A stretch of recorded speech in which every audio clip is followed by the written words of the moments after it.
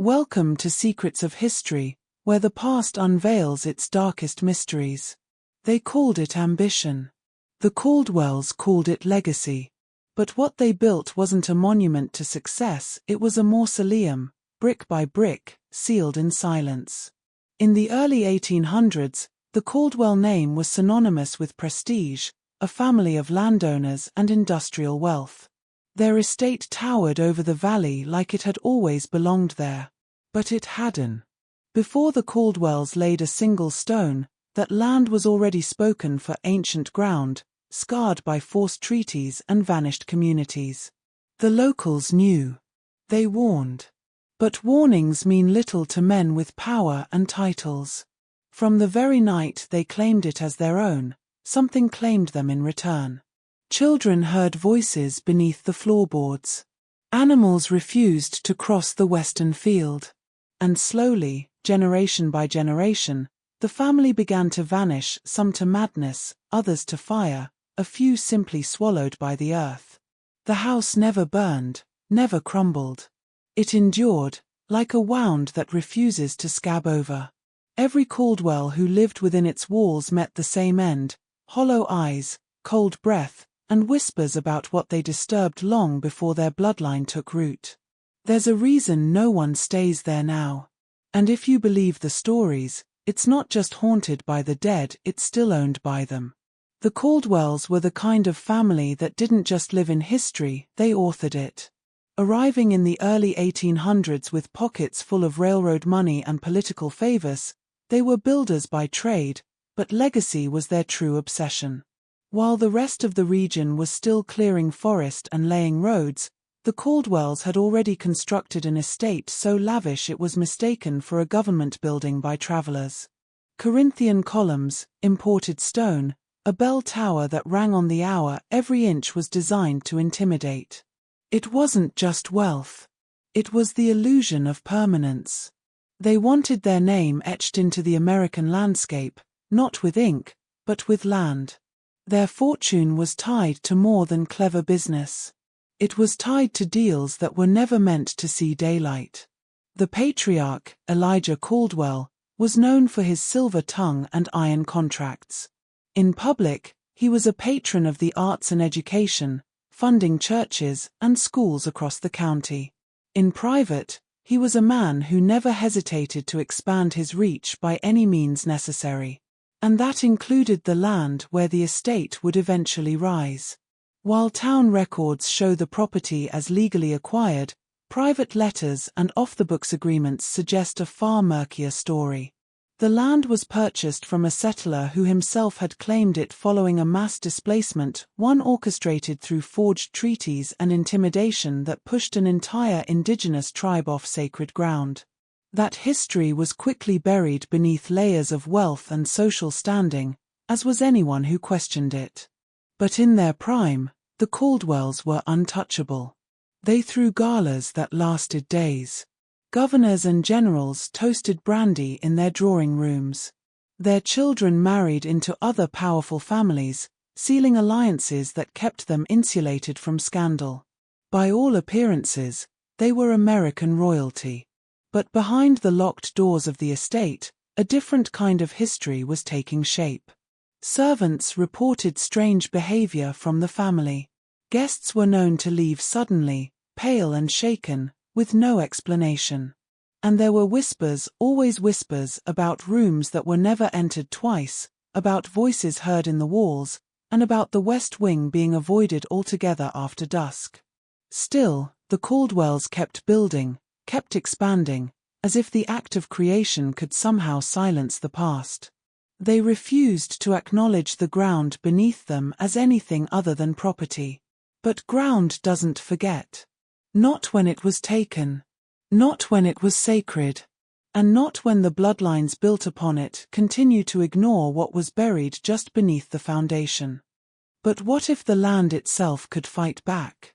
What if the very soil held a grudge that no legal document could ever erase? The foundation of the Caldwell fortune was not just wealth, it was a sin, buried under imported stone and a river of silence. The land that would become the Caldwell estate was once a lush stretch of forest and field, nestled against a river that locals said had its own current of silence, something ancient and watching.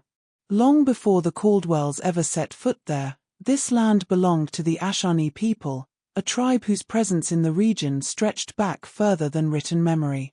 They held no paper titles or deeds, but their claim was rooted in something deeper: ceremony, burial, blood. For them, the land wasn't property. It was sacred. Stories passed down through Ashani oral tradition described the river as a living boundary and the surrounding woods as protected ground. Certain trees were never cut. Certain stones were never moved. Not out of fear, but out of reverence. That reverence was shattered in less than a season. When the United States began pushing westward, and land speculation surged, the Ashani found themselves caught in a bureaucratic storm designed to erase them. A series of falsified agreements appeared, signed under duress or by men who held no true authority to sell the land. These documents, stamped with government seals, claimed the Ashani had willingly ceded their territory. But there was no trail of payment. No formal removal orders. Just silence and then, the noise of axes. Elijah Caldwell was among the first to capitalize on the newly available land. Records show he acquired it for a fraction of its value through a man named Josiah Bell, a known intermediary for land deals of questionable legality. Bell's name appears only once in the local registry before disappearing completely, with no tax records, no residents, no descendants. Some have speculated that Bell was a fabricated identity, a legal ghost created to provide just enough distance between the Caldwells and the crime of stolen land. What is certain is that within weeks of the deal, construction began. Trees were cleared, grave sites were unknowingly or perhaps knowingly disturbed, and the river's path was redirected to accommodate the estate's massive irrigation plans. What once served as a spiritual threshold was reshaped into a decorative pond lined with imported lilies. The Ashani vanished from the region not long after. There are no official records of a relocation, and no surviving members in the nearby counties. Their traditions, their presence, even the names of their chiefs were omitted from town archives. It was as if they had never existed. But the land remained. And land like that does not forgive. It doesn't forget the ceremonies it once held, or the ancestors buried beneath its roots. It doesn't take kindly to desecration. And over time, it began to speak not in words, but in misfortune, in decay, and in the way the Caldwell name slowly began to rot from the inside out. When the Caldwells first moved into their estate, there was an undeniable sense of triumph in the air, a feeling that something permanent had been achieved. But that confidence didn't last long.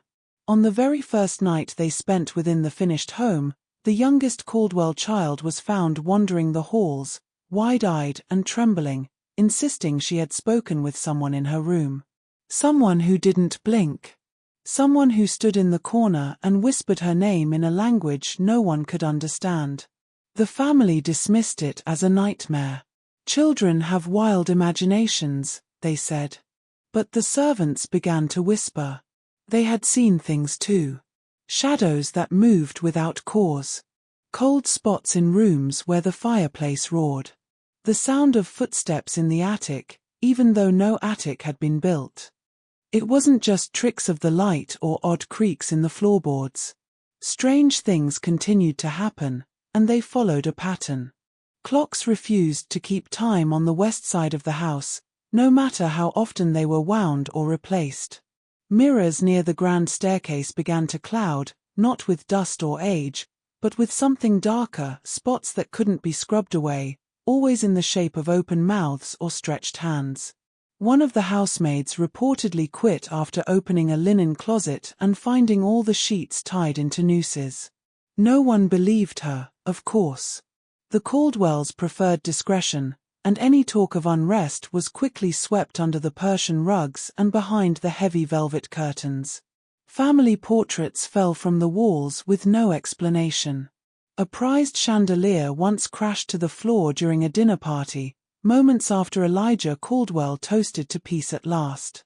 When the guests screamed and scattered, one of them looked up and swore she saw a figure on the balcony above, tall, unmoving, watching silently with no expression. The balcony, by the way, was empty.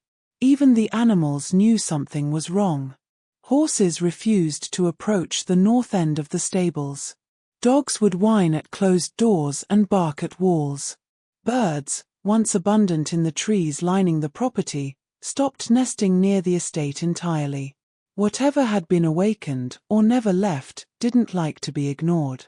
And while the family continued to live, entertain, and expand their legacy, a growing unease settled into the bones of the house. It was as though the estate itself was breathing, quietly and steadily, waiting for something. Or someone. And it never had to wait long. Because each time the Caldwells tried to pretend it wasn't real, the house reminded them that it was. Imagine a curse so precise, it functioned like a clockwork of death. A family tree where every branch, without fail, was destined to snap before its time. This wasn't mere bad luck, it was a design. As the Caldwell lineage continued, so did the pattern, an eerie, precise unraveling of their family tree. It wasn't just that members of the family died, it was how, and when. The tragedies always came after milestones, births, inheritances, anniversaries. They were the kind of losses that felt timed, almost ceremonial. The eldest son of Elijah Caldwell drowned in the estate's reflecting pool the day after his 21st birthday. He was found face down, arms at his sides, no signs of struggle. The water was barely 2 feet deep. A year later, his younger sister was discovered locked in the conservatory, unconscious, surrounded by dozens of shattered flower pots. She never spoke again. These weren't isolated misfortunes. They were sequenced. Measured. Like warnings carved into the family line itself. Every firstborn Caldwell child, from the 3rd generation onward, met a strange or untimely end. One fell from the estate's bell tower, even though the hatch to it was locked from the inside. Another succumbed to illness that doctors couldn't name, her skin mottled with marks that didn't align with any known condition.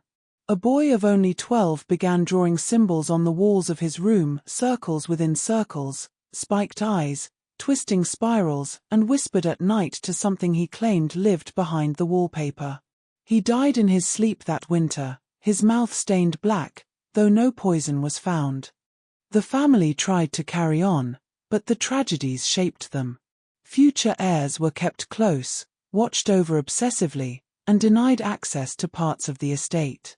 There was a growing belief, even among those who didn't believe in curses, that something about the house was not meant to be passed down. It became less of a home and more of a test. Would the next heir survive? Would they make it to adulthood? The anxiety threaded through every generation. The family grew smaller, not just through deaths, but through choices. Some fled. Some refused to have children of their own, terrified of continuing the legacy. And some, quietly and without announcement, changed their names to sever the connection. Outsiders noticed, too. Local children were told never to play near the Caldwell estate. Newly hired staff rarely lasted a month, and those who did often left without collecting final pay. Newspapers stopped covering the family's events unless tragedy struck again, and it always did. The Caldwells still held land, still possessed wealth, but their name began to carry a quiet dread. Not because of scandal, but because of inevitability. People didn't talk about the estate in terms of if something would happen. They talked about when. And no one, no matter how far removed, seemed able to outrun what had started the moment the first stone was laid on stolen ground. In towns like Millbridge, stories outlast memories, and the ones about the Caldwell estate are the kind people don't repeat after sundown. From the moment the family moved in, the whispers began, soft at first, shared between neighbors and passed down through generations. It didn't take long before the land the Caldwells built on earned a reputation that no amount of money or social standing could erase. Children who dared play near the perimeter came back pale, quiet, claiming to have seen something watching them from the upper windows. A group of teenagers once attempted to break in on a dare, but were found at dawn, asleep in a circle outside the gates, shoes gone, their palms smeared with soot and dirt. None of them remembered how they got there. The townspeople believed in the land's grudge. Not openly, not in official records or polite conversation, but in the way they kept their distance. Local clergy refused invitations to the estate's chapel, citing vague scheduling issues. Storekeepers delivered goods to the property but never stepped past the front threshold. Midwives who assisted with Caldwell births often left town shortly after, some without saying goodbye. It wasn't just superstition, it was survival. People learned that being too close to the family, to the estate, came with a cost that couldn't be tallied until it was too late. A group of spiritualists attempted a cleansing in the early 1900s after a Caldwell child died in her crib with no visible cause. They performed rituals in the garden at dusk, chanting prayers from 3 different faiths, burning herbs said to ward off ancestral unrest. By morning, their tents were found scorched to the ground. No fire had spread, nothing else was touched, but the grass beneath the ash never grew back.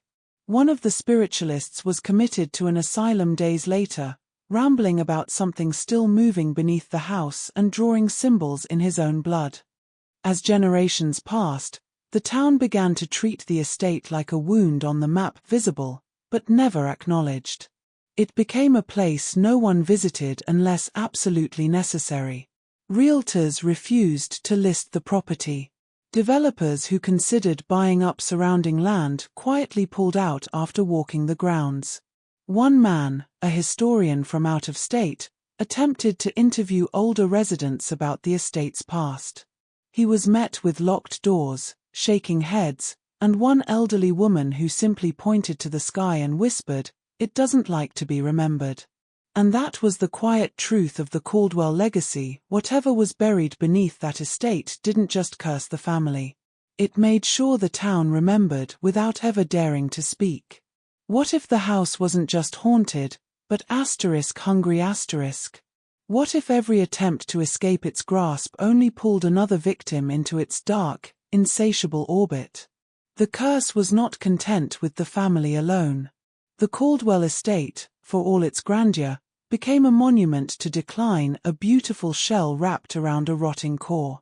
Over the decades, countless efforts were made to sell it, to renovate it, or simply to leave it behind, but none of them ever succeeded. The family tried discreetly at first, putting feelers out through private brokers and wealthy acquaintances, hoping someone with more money than sense would take it off their hands. But each deal collapsed. Buyers backed out at the last moment, citing vague discomfort or sudden illness. One prospective owner, a shipping magnate from Baltimore, walked through the front doors, stood in the grand ballroom for less than 10 minutes, and promptly turned around, insisting the house wasn't empty. He wouldn't elaborate further. Renovation crews fared no better. In the 1940s, a team was brought in to modernize the West Wing after a partial collapse from rot and storm damage.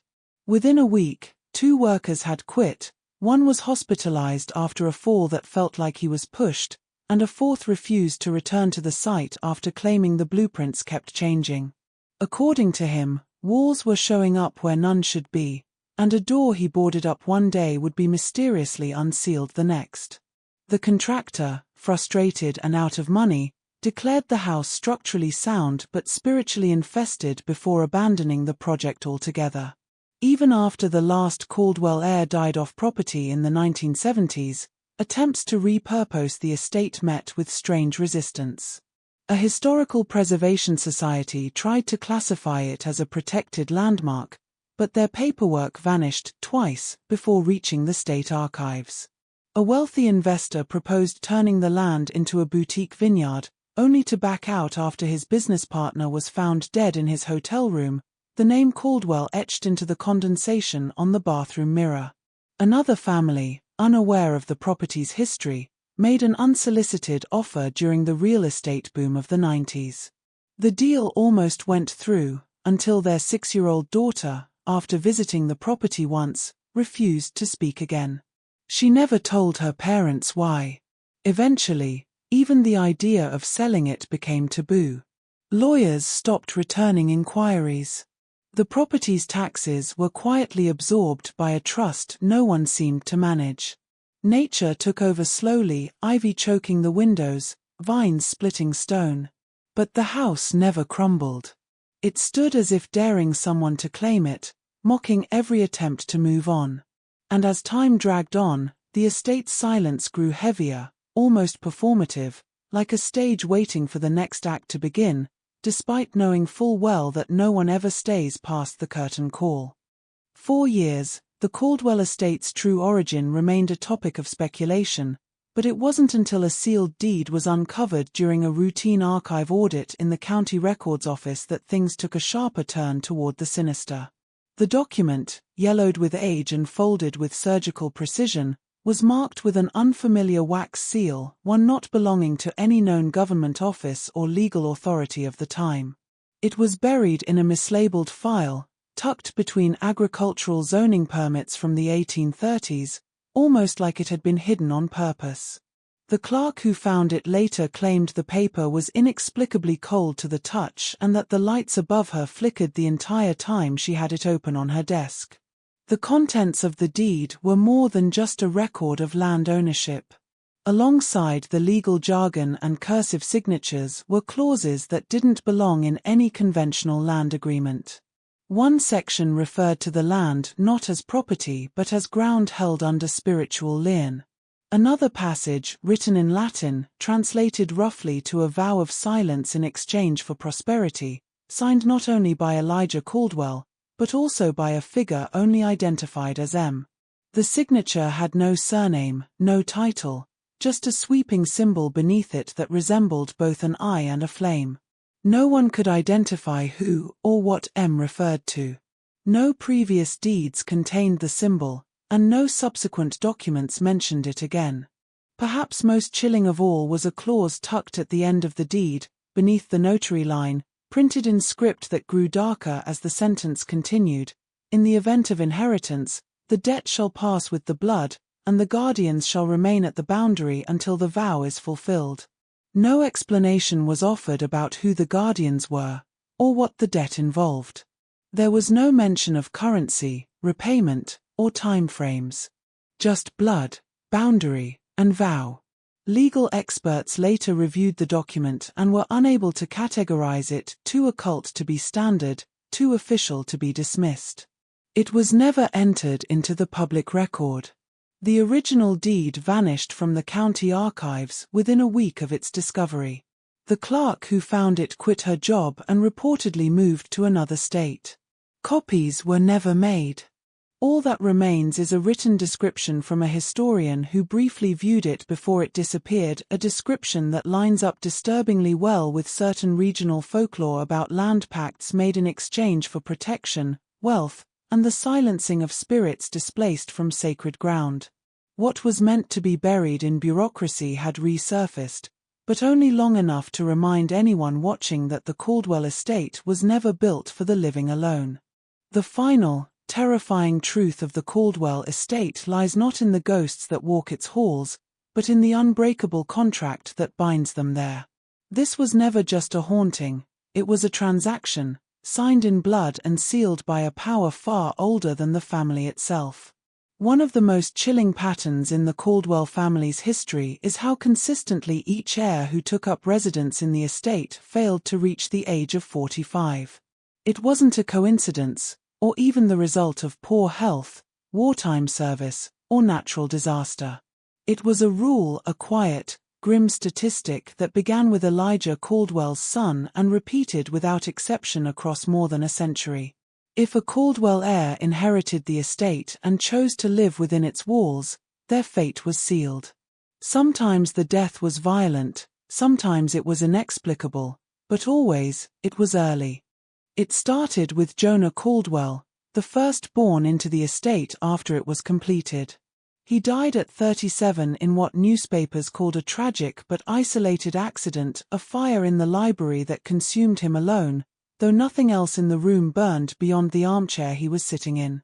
His younger brother Francis died at 42 from sudden paralysis that no doctor could identify, his body seized mid-sentence during a formal dinner. His glass never even tipped. Their cousin Elizabeth, who had taken over the estate in the 1890s, suffered from increasingly bizarre hallucinations, often describing a black figure in the orchard that called to her at night. She took her own life at 44, leaving behind a single note that read, "I almost made it." Over time, the family adapted in strange ways. Several heirs flat out refused to live in the house. They kept their names on the deed, visited for holidays, hosted brief events, but never stayed the night. Those who did cross the threshold to live there, even temporarily, found themselves consumed by a creeping dread. One heir, David Caldwell, moved in at 40 after a financial downturn left him no choice. He lasted 3 years. Found dead in the same library where Jonah perished, no fire this time, just every book in the room shredded and scattered like feathers in a storm. Cause of death, unknown. What made the pattern undeniable wasn't just the ages or the causes of death, it was how sharply the line was drawn. Those who lived elsewhere survived. Caldwell relatives who inherited wealth but never took ownership of the property often lived full lives, many reaching their 80s. But those who accepted the estate as home seemed marked from the moment they unpacked their belongings. Some tried to break the pattern, leaving the house behind mid-residency, but even they reported being followed by illness, misfortune, or psychological torment until they returned or died. The estate's pull wasn't just symbolic, it was active, personal, and devastatingly punctual. The threshold wasn't just a doorway. It was a sentence. The eerie legacy of the Caldwell estate extended beyond just the family members themselves, reaching into the lives of anyone who dared to serve them. Staff turnover at the estate was notoriously high, with a revolving door of employees who arrived full of hope and ambition, only to leave abruptly, often under mysterious or unsettling circumstances. Housekeepers, gardeners, and even cooks spoke of strange noises echoing through the halls at night, whispers without sources, footsteps pacing the upper floors when the house was empty, and cold drafts that seemed to move against the natural flow of air. Several reported objects moving on their own, doors opening and closing without explanation, and lights flickering despite no electrical faults. One particularly disturbing account came from a butler hired in the 1920s who resigned after just 2 months. He described a recurring nightmare in which the estate's long-abandoned east wing transformed into a dark labyrinth filled with ghostly figures trapped behind barred windows. In waking hours, he claimed to hear faint cries for help emanating from behind walls, only to find nothing upon investigation. His resignation letter was cryptic: "I am no longer a servant of the living but a prisoner of the dead." Within a year, he disappeared without a trace, fueling further speculation about the house's influence beyond the Caldwell family. Staff also recounted a pervasive sense of being watched, as though unseen eyes were tracking every movement. Some spoke of a figure glimpsed fleetingly in mirrors, sometimes appearing as a shadow, other times more distinctly as a tall man in old-fashioned attire. Attempts to capture this apparition on camera or film always failed, resulting only in distorted images or empty frames. Many believed this figure to be the guardian, a presence tied to the land's original curse and tasked with enforcing the boundaries set by the mysterious 1891 deed. Even those who lasted longer were marked by exhaustion and illness. Several gardeners succumbed to sudden fevers that baffled doctors, while maids reported waking with bruises and scratches that couldn't be explained. The estate's oppressive atmosphere seemed to sap vitality, leaving workers drained and desperate to leave. Rumors circulated that some employees had attempted secret rituals to appease whatever haunted the property, but these only seemed to worsen the disturbances. Despite these terrors, the estate required constant upkeep. The Caldwells relied heavily on staff to maintain their sprawling grounds and intricate interiors, binding them into the dark narrative surrounding the property. Over time, the estate developed a reputation not just as a cursed family home, but as a place where even those who served the family became unwilling participants in a tragic, supernatural cycle, trapped between duty and dread, unable to escape the shadow cast by the land itself. The most unsettling aspect of the Caldwell estate's history lies in the way its dark legacy continued to ripple outward, affecting not only those who lived there or worked there but also the very fabric of the surrounding community. Over the decades, neighbors and local residents began reporting strange phenomena that seemed tied directly to the estate's presence: unexplained fires that erupted with no clear cause, animals disappearing or behaving erratically, and an almost palpable sense of unease that hung in the air like a thick fog. The property became something of a black hole, drawing in fear and superstition, and whatever darkness it held never stayed confined behind its gates. Several families living nearby recounted incidents that defied logical explanation. Windows would shatter without wind, crops in adjacent fields failed inexplicably, and livestock found dead under mysterious circumstances. Some spoke of hearing anguished screams late at night, echoing from the Caldwell grounds but never traced to any physical source. Over time, entire stretches of land around the estate seemed to become barren, as if the soil itself had been poisoned by some unseen force. Townsfolk whispered about a blight that wasn't natural, an affliction born not from weather or disease but from the very curse tied to the land beneath the Caldwell house. One particularly chilling story involved a local farmer who lived just a mile from the estate. After his daughter ventured too close to the Caldwell's overgrown boundary, she fell ill with a strange fever that baffled doctors and lasted for months. The farmer swore he saw shadowy figures watching from the estate's windows and believed the land itself was reaching out to punish those who came too close. His crops withered that season, and he left the area shortly thereafter, a pattern that repeated with other families over the years. Community leaders tried to address the growing fear. Meetings were held to discuss safety and potential zoning changes, but every effort seemed to dissolve into silence, as if an invisible force discouraged collective action. Local law enforcement recorded more than a few reports of trespassers vanishing or fleeing the area in panic, their accounts dismissed as hysteria or imagination. But the stories persisted, passed from one generation to the next, embedding the Caldwell estate deeply into the town's folklore. Even today, the estate stands as a reminder that some places carry the weight of their histories in ways that go beyond bricks and mortar.